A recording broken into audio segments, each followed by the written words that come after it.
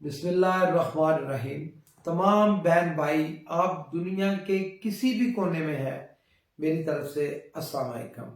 آپ دیکھ رہے ہیں پروگرام ہونا کیا چاہیے۔ میں ہوں آپ کا ہوسٹ چودھری اعجاز۔ آج کا ہمارا سبجیکٹ ہے وزیر اعظم پاکستان کا تاریخی پیکج، جو کاروباری حضرات کے لیے وزیر اعظم نے بہت بڑا فیصلہ کیا ہے اور تقریباً ساری دنیا میں اس کو سراہا جا رہا ہے۔ ٹھیک ہے، کچھ لوگ اس پہ مخالفت بھی کر رہے ہیں، لیکن جو حالات ہیں پاکستان کے آپ سب کے سامنے ہیں، وزیر اعظم کو اپریشیٹ کرنا چاہیے۔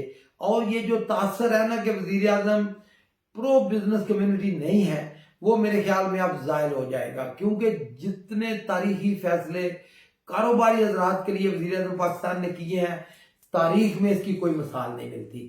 دیکھیں جو تفصیلات ہیں اس پیکج کی، جیسے گھریلو کنیکشن، جیسے 2 کروڑ تک چھوٹے کاروباری حضرات کے لیے قرضے، چھوٹے کاروبار کے لیے اور بہت ساری مراحت ہیں، وہ تو تفصیلات آپ پڑھ لیں گے، اخبارات میں میڈیا میں آ بھی چکی ہوگی۔ لیکن چونکہ ہمارا پروگرام یہ ہے نا، یہ ذرا مختلف ہے سوشل میڈیا سے، اور جو ہمارا ویسے ڈیجیٹل میڈیا ہے یا پرنٹ میڈیا ہے۔ ہم کہتے ہیں کہ ہونا کیا چاہیے، اس میں بہتری کیا ہو سکتی ہے۔ تو میری تجاویز یا میری رائے اس میں یہ ہے کہ دیکھیں، ہمیں دنیا کے تجربے سے فائدہ اٹھانا ہے۔ پاکستان میں اور دوسری دنیا میں فرق کیا ہے، میں اس پہ روشنی ڈالوں گا۔ دیکھیں، پاکستان کی معیشت آج بھی سیٹھ کی دکان ہے۔ ہم جتنے کاروباری ہیں وہ سوچتے ہیں سیٹھ کی دکان کیا ہے، اور دوسری دنیا کارپوریٹ ورلڈ بن چکی ہے۔ آپ دیکھیں چائنا جیسا ملک، جہاں کمیونزم ہے، اب بھی کمیونسٹ پارٹی اقتدار میں ہے، لیکن کاروبار کو انہوں نے کیپٹلزم میں ڈال دیا ہے۔ انہوں نے بھی امریکہ کو جو ان کا بزنس ماڈل ہے یا یورپ کا بزنس ماڈل ہے، اسی کو اپنایا ہے۔ تو ابھی آپ دیکھیں چائنا کہاں پہنچ گیا ہے۔ اب پاکستان میں اور انڈیا میں کیا فرق ہے؟ آپ یقین کریں، انڈیا ہر شعبے میں پاکستان سے پیچھے ہے۔ میں چیلنج کر سکتا ہوں، انڈیا کی فوج، انڈیا میں کرپشن پاکستان سے زیادہ ہے، انڈیا کا میڈیا پاکستان سے کمزور ہے۔ غرض ہر ایک چیز انڈیا کی پاکستان سے کمزور ہے۔ صرف ایک سیکٹر میں انڈیا نے بہت ترقی کی ہے، وہ ہے کارپوریٹ انڈیا۔ اور انفارچونیٹلی پاکستان ہم نے الٹا سفر شروع کیا۔ دیکھیں 1960 کا پاکستان دیکھیں، یونائٹڈ بینک پہلا بینک تھا جس نے ٹیلی بینکنگ شروع کی۔ آپ امیزنگ، آپ دیکھیں 1960، اور پاکستان دنیا میں پہلا ملک، کہ میں ریفرنس کے لیے ایک دے رہا ہوں۔ اور انڈیا کیا تھا؟ انڈیا میں غربت، انڈیا میں جہالت، انڈیا میں نہ کاروبار تھا، انڈیا رشیا کو فالو کر رہا تھا، ہر ایک چیز بند تھی۔ لیکن پھر کیا ہوا کہ تاریخ کا پہیہ الٹا گھوما، بھٹو صاحب نے سب کچھ تباہ و برباد کر دیا۔ جو پاکستان ترقی کر رہا تھا وہ دوسرے راستے پہ چل نکلا، اور انڈیا جو جہالت کی طرف جا رہا تھا اس نے کیپٹلزم کا سفر شروع کر دیا۔ آج آپ کے سامنے ہے شائننگ انڈیا، جس کو کہتے ہیں کارپوریٹ انڈیا۔ انڈیا میں بڑی بڑی کمپنیز ہیں، انڈیا میں اتنی بڑی کارپوریشن ہے کہ آپ دیکھیں وہ امریکہ کے اندر انویسٹمنٹ کر رہے ہیں، ہالی ووڈ میں انویسٹمنٹ کر رہے ہیں، دنیا میں سیمنٹ فیکٹریاں لگا رہے ہیں۔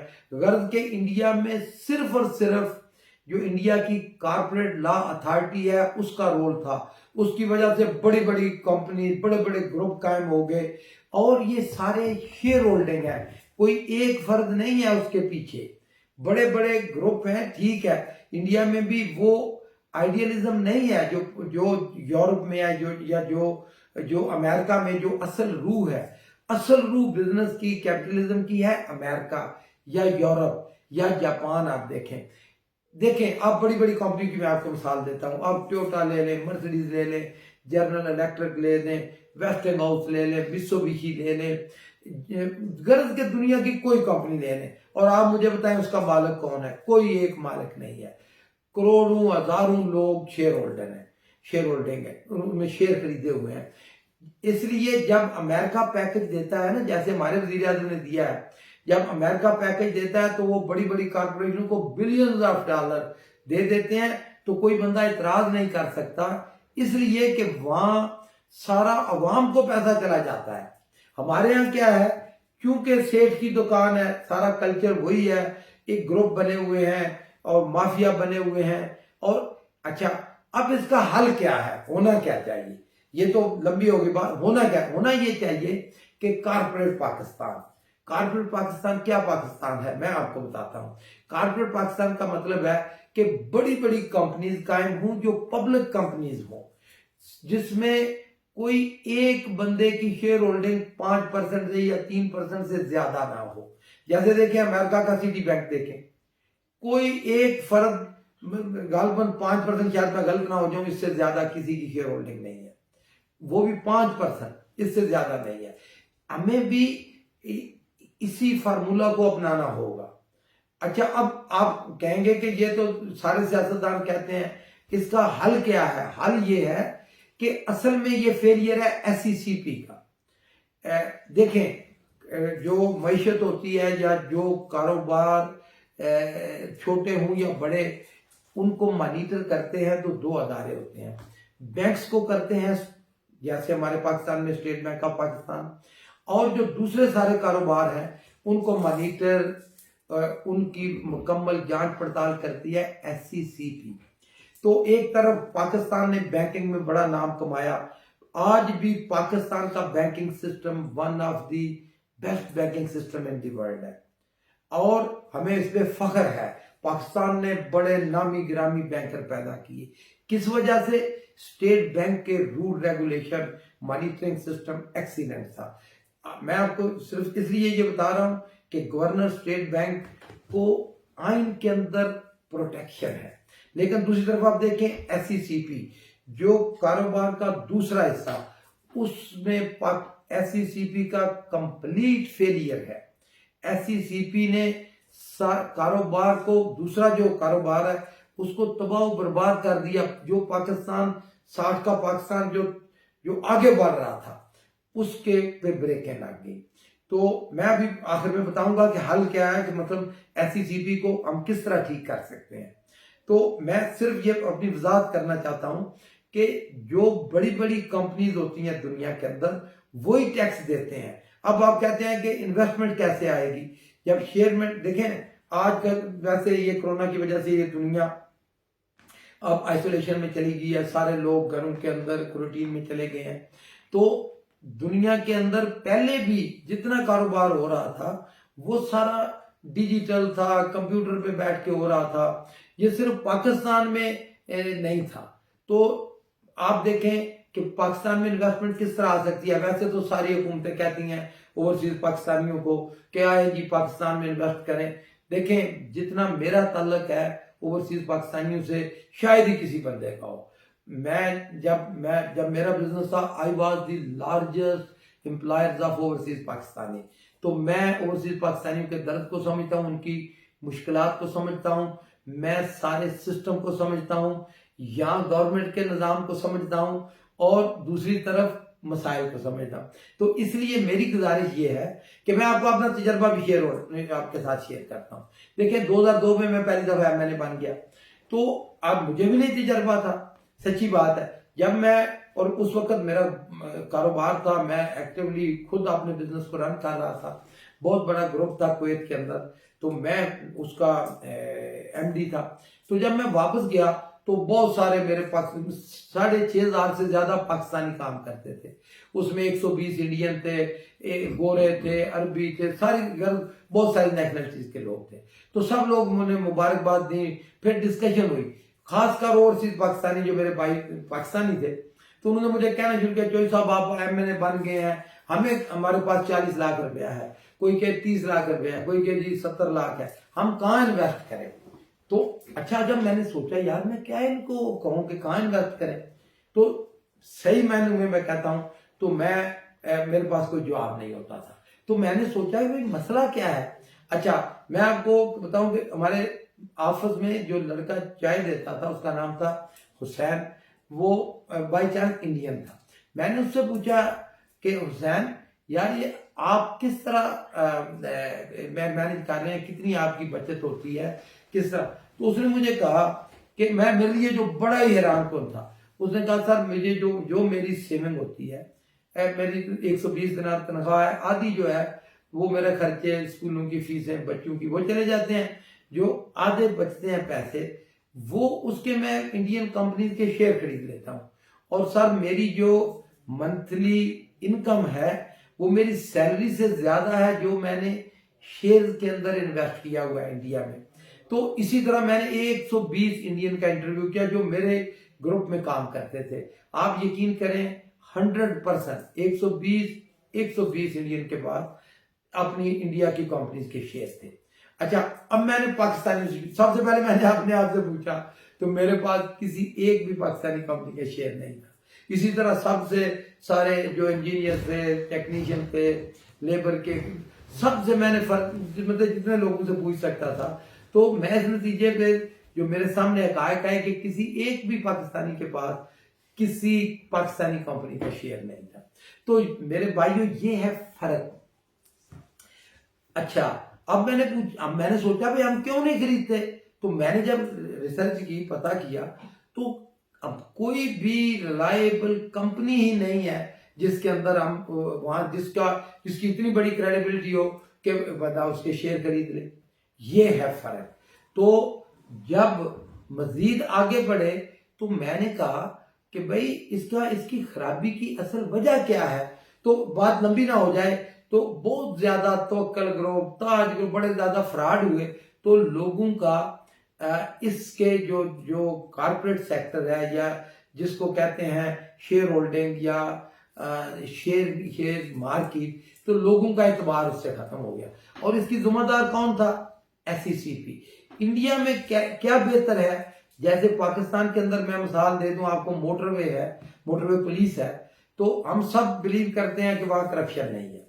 اسی طرح آپ کسی سے پوچھ لیں، میں چیلنج کرتا ہوں، انڈیا میں ہر جگہ کرپشن ہے. وہاں CLA کارپوریٹ لا اتھارٹی جو ہے اس میں کرپشن نہیں ہے، اور CLA ہی سارا انڈیا کا بزنس مانیٹر کرتی ہے. اور اوورسیز انڈین جو ہیں جن کو NRI کہتے ہیں، انہوں نے سارا پیسہ، ساری ان کی بچتیں، ان کو اسپیشل انسینٹو دیے ہوئے ہیں گورنمنٹ انڈیا نے، وہ انڈین کمپنیز میں آتا ہے. اس طرح انڈیا کی بڑی بڑی کمپنیز قائم ہوگی. اور ہمارا کیا حال ہوا؟ میں آپ کو ایک مثال دیتا ہوں.